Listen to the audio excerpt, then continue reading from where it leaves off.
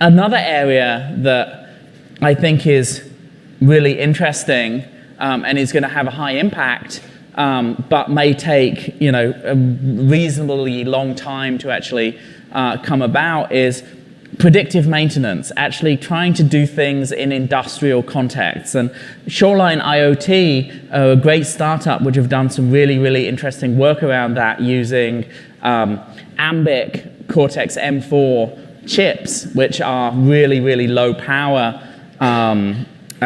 devices. They can run sort of 1 milliwatt or below at 48 megahertz with all of the nice stuff that you get with Cortex-M4 DSP instructions. And so they have this really interesting solution that sits on top of motors. You can just kind of peel and stick this sensor, and it will last for up to 5 years just on the same pair of batteries.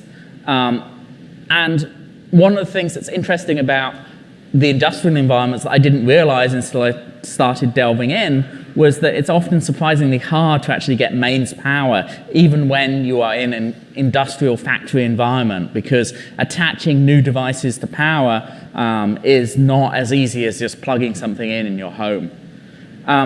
So I think this is going to be an extremely high impact use case.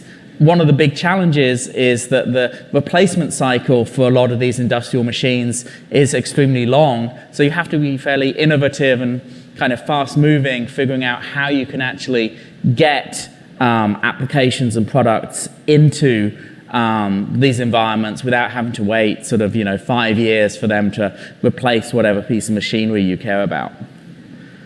On the other end of the spectrum, toys are